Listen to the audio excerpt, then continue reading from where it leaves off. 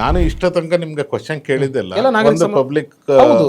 ಮತ್ತೆ ಅಫಿಷಿಯಲ್ಸ್ಗಳಿಗೆ ಮಧ್ಯೆ ಇರೋದು ಸಂಬಂಧಪಟ್ಟಂಗೆ, ಯಾಕೆಂದ್ರೆ ಅವೇರ್ನೆಸ್ ನಿಜ. ನಾವು ಬರೀ ಒಂದು ನ್ಯೂಸ್ಗಳೇ ಮಾಡ್ಕೊಂಡಿರೋದಲ್ಲ, ಹೌದು. ಅವೇರ್ನೆಸ್ ಮೂಡಿಸೋದು ಇಂಪಾರ್ಟೆಂಟ್ ಆಗುತ್ತೆ. ಕೆಲವೊಂದು ಟೈಮ್ನಲ್ಲಿ ನಿಮ್ಮಂತವ್ರನ್ನ ಕರೆದ್ಬಿಟ್ಟು ಯಾವ್ದಾದ್ರು ಪ್ರಾಧಿಕಾರದಲ್ಲಿ ಹುದ್ದೆ ಇರೋರ್ನ ಕರೆದಿ ಮಾತಾಡಿಸಿ ನಿಮ್ಮಿಂದನೂ ಕೂಡ ಒಂದು ಅವೇರ್ನೆಸ್ ಮೂಡಿಸೋದು ಪ್ರೋಗ್ರಾಮ್ ಮಾಡಲೇಬೇಕು ಸರ್. ಈಗ ನಾನು ಹೇಳೋದು, ಅಧಿಕಾರಗಳು ಬರ್ತವೆ ಹೋಗ್ತವೆ ಸರ್, ಇಂತಿಷ್ಟು ಟೈಮ್ ಅಂತ ಇರುತ್ತೆ. ಯಾರ್ಯಾದ್ರೂ ಕೂಡ ಶಾಶ್ವತ ಅಲ್ಲ ಅಧಿಕಾರ, ಇವೆಲ್ಲ ಶಾಶ್ವತ ಅಲ್ಲ.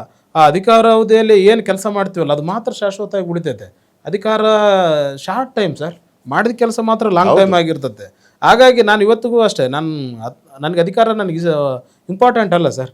ಅಧಿಕಾರ ಬಂದ್ಬಿಡುತ್ತೆ ಹೋಗುತ್ತೆ, ಇವತ್ತು ಇಲ್ಲಿ ಇರ್ತೀವಿ, ಇನ್ನೊಂದು ಕಡೆ ಹೋಗ್ತೀವಿ, ಏನು ಇಲ್ದಿದ್ರು ಏನಾದರೂ ಒಂದು ಕೆಲಸ ಮಾಡ್ಕೊಂಡು ಇದ್ದೇ ಇರ್ತೀವಿ ಹೊಟ್ಟೆ ಜೀವನ ಮಾಡೋದಕ್ಕೆ. ಆದರೆ ಸಾರ್ವಜನಿಕ ಕೆಲಸಗಳು ಏನಿದಾವಲ್ಲ ಇದು ಮಾತ್ರ ಶಾಶ್ವತವಾಗಿರುತ್ತೆ. ಹಂಗಾಗಿ ಪ್ರತಿದಿನ ಏನು ಕೆಲಸ ಮಾಡಬೇಕು ನಾನೇ ದಿನನಿತ್ಯ ನೋಡಿ. ನಾನು ಇವತ್ತಿಗೂ ನನಗೆ ಆಫೀಸ್ ಕಾರ್ ಇದೆ, ಓಡಾಡೋದಕ್ಕೆ ಅದು ಇದೆ, ಮನೆ ವೈಯಕ್ತಿಕ ಕಾರ್ ಇದೆ.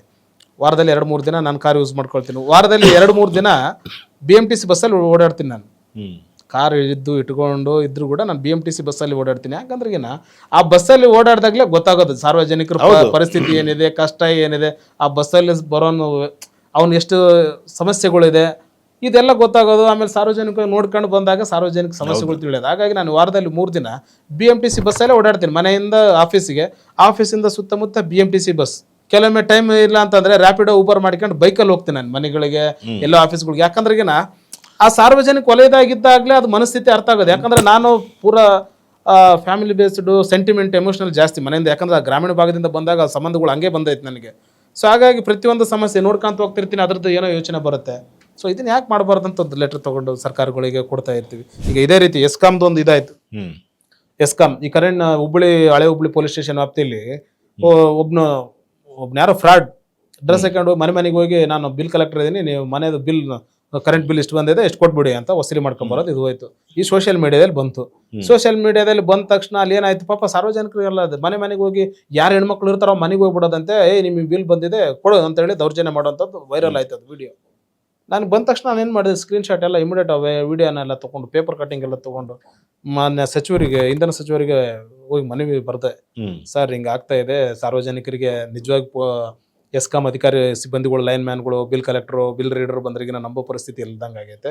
ಇಮಿಡಿಯೇಟ್ ಆಗಿ ಅವ್ರಿಗೆ ಜಾಗೃತಿ ಬೇಕು. ಈಗಾಗಲೇ ಹಳೆ ಹುಬ್ಬಳ್ಳಿ ಪೊಲೀಸ್ ಸ್ಟೇಷನ್ ಅಲ್ಲಿ FIR ಆಗಿದೆ. ಅದು ಒಂದು ಜಾಗೃತಿ ಮೂಡಿಸಿ ಎಲ್ಲ ಎಸ್ಕಾಮ್ನವ್ರುಗಳಿಗೆ ಒಂದು ಡೈರೆಕ್ಷನ್ ಕೊಟ್ಬಿಡಿ. ಕಂಪಲ್ಸರಿ ಇನ್ಮೇಲೆ ಯಾವುದೇ ಬಿಲ್ ಕಲೆಕ್ಷನ್ ಮಾಡೋಕೆ ಅಥವಾ ಲೈನ್ ಮ್ಯಾನ್ಗಳು ಹೋಯ್ತು ಅಂದ್ರೆ ಯೂನಿಫಾರ್ಮ್ ನೀಟಾಗಿ ಹಾಕೊಂಡು ಹೋಗಿ, ಶೇವಿಂಗ್ ಕಟಿಂಗ್ ನೀಟಾಗಿ ಮಾಡ್ಕೊಳ್ಳಿ, ID ಕಾರ್ಡ್ ಯೂನಿಫಾರ್ಮ್ನ ನೀಟಾಗಿ ಹಾಕೊಂಡು ಹೋಗಿ ಕೇಳಿ. ಆಮೇಲೆ ಆ ಏರಿಯಾಗಳು ಪ್ರತಿ ಏರಿಯಾದಲ್ಲೂ ಒಂದು ಜಾಗೃತಿ ಅವೇರ್ನೆಸ್ ಮೂಡಿಸಿ ಇದನ್ನ ಮಾಡಿದೆ. ಇದೆಲ್ಲ ಮಾನವೀಯತೆ ದೃಷ್ಟಿ ಮುಂದೆ ಆಗೋ ಕ್ರೈಮ್ಗಳನ್ನ ಆಗಿದೆ ಸರ್. ರೀಸೆಂಟ್ಲಿ ಬಂದಿದೆ ಅಲ್ಲ ನಿಮ್ಮ ಇದರಲ್ಲಿ ಮೀಡಿಯಾದಲ್ಲಿ ಕೂಡ ಹಾಕಿದ್ದೀರಾ, ನೀವು ನಿಮ್ಮ ಚಾನಲ್ ಅಲ್ಲಿ ಕೂಡ ಹಾಕಿದ್ದೀರಾ. ಪಾಪ ಅಲ್ಲಿಂದ ಮಾನ್ಯ ಸಚಿವರಿಗೆ ಕೊಟ್ಟ ಮೇಲೆ ಮಾನ್ಯ ಸಚಿವರು PS ಅವರು ಇಂಧನ ACS ಅವ್ರಿಗೆ, ಇಂಧನ ಎನರ್ಜಿ ಡಿಪಾರ್ಟ್ಮೆಂಟ್ ACS ಅವ್ರು ಲೆಟರ್ ಮಾಡಿದ್ರು, ಈ ತರ ಬಂದಿದೆ ಕೂಡಲೇ ಕ್ರಮ ವಹಿಸಿ ಅಂತ ಹೇಳಿ. ಪಾಪ ACS ಅವರು ಇಡೀ ರಾಜ್ಯದ ಎಲ್ಲ ಎಸ್ಕಾಮ್ಗಳಿಗೆ ಆದೇಶನ ಮಾಡಿಬಿಟ್ರು, ಈ ಕೂಡಲೇ ಅದನ್ನ ಜಾಗೃತಿ ಕಾರ್ಯಕ್ರಮಗಳು ಮತ್ತು ಇದನ್ನ ಕಡ್ಡಾಯ ಪಾಲಿಸುವ ಅಂತ ಹೇಳಿ ಆದೇಶನ ಹೊರಡಿಸಿದ್ರು. ಇದೆಲ್ಲ ಸಾಮಾಜಿಕ ಕಾಳಜಿ. ಸಾಮಾಜಿಕ ಕಾಳಜಿ. ನಾವೆಲ್ಲ ಯಾರು ಬಂದು ಏನ್ ಬಿಲ್ ಕಲೆಕ್ಟ್ ಮಾಡ್ಕೊಂತಾರೆ ಗೊತ್ತಿಲ್ಲ, ಹಳ್ಳಿ ಕಡೆಗಡೆ ಗೊತ್ತಾಗಲ್ಲ. ಕೆಲವರು ನನಗೆ ಅದೇ ಸೋಷಿಯಲ್ ಮೀಡಿಯಾದ ನಿಮ್ಮ ಕಾರ್ಯವ್ಯಾಪ್ತಿ 100% ಎಲ್ಲೇ ಕ್ರೈಮ್ ನಡೀತದ ಅಂದಾಗ ಅದನ್ನ ನಿಲ್ಲಿಸೋದು ಈ ದೇಶದ, ಈ ರಾಜ್ಯದ ನಾಗರಿಕನ ಕರ್ತವ್ಯ. ನಾನು ಅಥಾರಿಟಿ ಇದೆ ಅಂದ್ಮೇಲೆ ಅದೊಂದು ಕ್ರೈಮ್ನ ತಡೆಯೋದು ನನ್ನ ಮೂಲಭೂತ ಕರ್ತವ್ಯ. ಹಾಗಾಗಿ ವ್ಯಾಪ್ತಿ ನೋಡೋದಲ್ಲ, ಕ್ರೈಮ್ನ ತಡೆಯೋದು ನನ್ನ ಮೂಲ ಉದ್ದೇಶ. ಇದೆಲ್ಲ ಮಾನವೀಯತೆ ಕೆಲಸಗಳು ಸರ್. ಮಾಡೋದಕ್ಕೆ ಒಂದೇ ಕೆಲಸ ಅಲ್ಲ, ಸಮಾಜನ ಕಾಪಾಡೋದಕ್ಕೆ 100 ಕೆಲಸ ಇದೆ, 100 ಸಮಸ್ಯೆಗಳಿದೆ. ಸಾಧ್ಯವಾದಷ್ಟು ಸೇವೆ ಸಲ್ಲಿಸ್ಬೇಕು ಅಷ್ಟೇ ನಾನು ಹೇಳೋದು. ಅದಕ್ಕೆ ನಾನು ಹೇಳೋದು ಏನಂದ್ರೆ, ಅಧಿಕಾರ ಬರುತ್ತೆ ಹೋಗುತ್ತೆ, ಆ ಅವಧಿಯಲ್ಲಿ ಕೆಲವರು ಸೋಷಿಯಲ್ ಮೀಡಿಯಾದಲ್ಲಿ ಆಗ್ತಾರೆ, ಪಬ್ಲಿಸಿಟಿ ಮಾಡ್ತಾರೆ. ನನಗೇನಾಗಬೇಕು, ನಾನು MLA ಆಗ್ಬೇಕಾಗಿದೆ, ಮಿನಿಸ್ಟರ್ ಆಗ್ಬೇಕಾಗಿದೆ, ನನಗೇನು ಆಸಕ್ತಿನೇ ಇಲ್ಲ ಸರ್. ನಾನು ಹಂಗಾಗಿ ಯಾವುದು ಸೋಷಿಯಲ್ ಮೀಡಿಯಾ ಹ್ಯಾಂಡಲ್ ಮಾಡುವಂಥ PR ಟೀಮ್ನ ಅಂತರ ಕಟ್ಕೊಂಡಿಲ್ಲ, ನನಗೇನೂ ಇಲ್ಲ.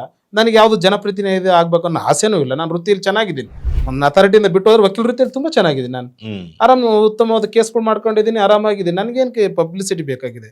ನನಗೆ ಬೇಕಾಗಿಲ್ಲ. ನಾನು ಮಾಡೋಂಥದ್ದು ಕೆಲಸಗಳು ಯಾವ ಪಬ್ಲಿಸಿಟಿ ಇದಾವೆ, ಎಲ್ಲ ಸೋಷಿಯಲ್ ಕಾನ್ಸರ್ನೇ ಇದೆ. ಅಲ್ಲ, ಯಾವಾಗ್ಲೂ ಒಂದು ಪಬ್ಲಿಕ್ ಡೊಮೈನ್ ಬಂದಾದ್ಮೇಲೆ, ಏನೇ ಗವರ್ಮೆಂಟ್ ಅಫಿಸಿಯಲ್ಗಳು ಆದಾದ್ಮೇಲೆ, ಪಬ್ಲಿಕ್ ಗೆ ಸಂಬಂಧಪಟ್ಟಂಗೆ ಸಾರ್ವಜನಿಕರಿಗೆ ಏನ್ ಸಂಬಂಧಪಟ್ಟಿರುತ್ತೆ ಅವ್ರ ಕುಂದುಕೊರತೆಗಳಿಗೆ, ಅದಕ್ಕೆ ಸಹಾಯ ಮಾಡ್ಬೇಕೆ ಹೊರತು ಬೇರೆದಕ್ಕೆ ಗಮನ ಕಡಿಮೆ ಮಾಡ್ಕೊಂಡು ಈ ಸಾರ್ವಜನಿಕ ಕೆಲಸಗಳಿಗೆ ಒತ್ತು ಜಾಸ್ತಿ ಕೊಟ್ರೆ ಸಮಸ್ಯೆಗಳು ಬೇಗ ಸಾಲ್ವ್ ಆಗುತ್ತೆ ಅನ್ಸುತ್ತೆ ಸರ್. ನನಗೆ ಕೆಲವರು ಹೇಳ್ತಾ ಇದ್ರು, ನೀವು ಹಾಗೆ ಪ್ರಾಧಿಕಾರದ ಕೆಲಸನೂ ಮಾಡಿ ಇದನ್ನು ಇದ್ರ ಕಡೆ ಕಡಿಮೆ ಮಾಡಿ. ಪ್ರಾಧಿಕಾರದ ಕೆಲಸ ಅದು ಏನು ಮಾಡ್ಬೇಕು ಇತಿ ಮಿತಿಲಿ ಅದನ್ನ ನಾವು ಮಾಡೇ ಮಾಡ್ತಿರ್ತೀವಿ, ಅದನ್ನ ಬಿಟ್ಟು ಇದನ್ನ ಮಾಡೋಕ್ಕಾಗತ್ತಾ? ಇವತ್ತಿಗೂ ನಾನು ಸರ್ಕಾರಿ ರಜೆ, ಇವತ್ತು ಭಾನುವಾರ ಸೆಕೆಂಡ್ ಸಾಟರ್ಡೆ ಸರ್ಕಾರಿ ರಜಾ ದಿನಗಳಲ್ಲಿ ರಜಾ ಬಂತು ಅಂತಂದ್ರೆಗಿನ ಟೈಮ್ ವೇಸ್ಟ್ ಮಾಡಲ್ಲ ಸರ್. ಈಗೇನು ಸರ್ಕಾರಕ್ಕೆ ಈಗೆಲ್ಲ ಸಾಮಾಜಿಕ ಕಾಳಜಿ ಪರವಾಗಿ ಬರಿತಿದ್ದೀನಲ್ಲ, ಆ ದಿನಗಳನ್ನು ಅಲ್ಲಿ ಯೂಸ್ ಮಾಡ್ಕೊಳ್ತಾ ಇದ್ದೀನಿ. ಪ್ರತಿಯೊಂದು ದಿನನೂ ಇಂಪಾರ್ಟೆಂಟ್ ಅನ್ಕೊಂಡು ಹೇಳಿ ಸಾಮಾಜಿಕ ಕಳ್ಕೊಳ್ಳಿ. ಇವತ್ತೆಲ್ಲ ದಾರಿಯಲ್ಲಿ ಹೋದ ತಕ್ಷಣ ಏನೋ ಸಮಸ್ಯೆ ನೋಡಿದ ತಕ್ಷಣ ಮೊಬೈಲಲ್ಲಿ ನೋಟ್ ಮಾಡ್ಕೊಂಡ್ಬಿಡ್ತೀನಿ. ಇವತ್ತು ಇದು ಸಮಸ್ಯೆ ಇದೆ, ಇದನ್ನು ಹೋದ ತಕ್ಷಣ ಮನೆಗೆ ಹೋದ ತಕ್ಷಣ ಇದ್ರದ್ದೊಂದು ಡ್ರಾಫ್ಟ್ ರೆಡಿ ಮಾಡ್ಕೋಬೇಕಂತೇಳಿ. ಡ್ರಾಫ್ಟ್ ರೆಡಿ ಮಾಡ್ಕೋಬೇಕಂದ್ರೆ ನನ್ನ ಆಫೀಸಲ್ಲಿರೋ ಸಿಬ್ಬಂದಿಗಳಿಗೆ ಒಂದು ದಿನಕ್ಕೂ ಡ್ರಾಫ್ಟ್ ಮಾಡಿ ಅಂತ ಹೇಳಲ್ಲ. ನಾನೇ ಸ್ವತಃ ರಾತ್ರಿ 12ರಿಂದ 1 ಗಂಟೆ ತನಕ ನಾನು ಲ್ಯಾಪ್ಟಾಪ್ ಓಪನ್ ಮಾಡ್ಕೊಂಡು ನನ್ನ ತಲೆಯಲ್ಲಿರೋ ವರ್ಡ್ಸ್ನ ಲೆಟ್ರಲ್ಲಿ ಬರಬೇಕು, ಅದನ್ನು ನಾನೇ ಟೈಪ್ ಮಾಡಿಕೊಂಡು 12-1 ಗಂಟೆ ತನಕ ಟೈಪ್ ಮಾಡಿಸ್ಕೊಂಡು ಟೈಮ್ ಸಿಕ್ಕರೆ ನಾನು ಹೋಗ್ತೀನಿ, ಇಲ್ಲ ನನ್ನ ಸ್ಟಾಫ್ಗಳು ಕಳಿಸಿ ಟಪಲ್ ಆಯಾ ಇಲಾಖೆ ಕೊಟ್ಟು ಬರೋಕ್ಕೆ ಕಳಿಸ್ತಾ ಇದ್ದೀನಿ. ಅಂದರೆ ಗೌರ್ಮೆಂಟ್ ವರ್ಕಿಂಗ್ ಅಲ್ಲದೆ ಭಾನುವಾರ ಅಥವಾ ಉಳಿದ ದಿನಗಳಲ್ಲಿ ಕೂಡ ಫ್ಯಾಮಿಲಿನ ಅಷ್ಟಕ್ಕಷ್ಟೇ ಇಟ್ಟು ಸಾಮಾಜಿಕ ಕಾಳಜಿ ಮಾಡ್ಕೊಂಡು ಇದೀವಿ. ಯಾಕೆ ಬೇಕಿತ್ತು ನನಗೆ ಸಾಮಾಜಿಕ ಕಾಳಜಿ? ಬೇಕಾಗಿತ್ತಾ? ನಾನೇನಾದ್ರು ಮಿನಿಸ್ಟರ್ ಆಗ್ಬೇಕಾ, MLA ಆಗ್ಬೇಕಾ? ಏನಿಲ್ಲ, ಸಾರ್ವಜನಿಕ ಕೆಲಸ ಮಾಡ್ತಾ ಇದ್ದೀನಿ, ಅದರಲ್ಲಿರೋ ತೃಪ್ತಿ ನನಗೆ ಬೇರೆ ಯಾವ ಅಧಿಕಾರದಲ್ಲೂ ಸಿಗೋದಿಲ್ಲ. ಸಾಮಾಜಿಕ ಕಾಳಜಿ ನನಗೆ ಆತ್ಮತೃಪ್ತಿ ಇದೆ, ನೆಮ್ಮದಿ ಇದೆ, ನನ್ನ ಫ್ಯಾಮಿಲಿ ತುಂಬಾ ಖುಷಿ ಪಡ್ತಾ ಇದೆ. ಸಾಮಾಜಿಕ ರಂಗದಲ್ಲಿ ಬಹಳಷ್ಟು ಕೆಲಸ ಮಾಡ್ತಾರೆ. ಅದಕ್ಕಿಂತ ಪ್ರಶಸ್ತಿ, ಅದಕ್ಕಿಂತ ಕೊಡುಗೆ, ಅದಕ್ಕಿಂತ ನನಗೆ ಇನ್ನೇನು ಹೆಚ್ಚಿನದು ಬೇಕಾಗಿಲ್ಲ ಸರ್. ಹೆಚ್ಚಿನ ವಿಡಿಯೋಗಳಿಗೆ ಪ್ರತಿಧ್ವನಿ ಯೂಟ್ಯೂಬ್ ಚಾನೆಲ್ ಸಬ್ಸ್ಕ್ರೈಬ್ ಮಾಡಿ, ಬೆಲ್ ಐಕಾನ್ ಕ್ಲಿಕ್ ಮಾಡಿ.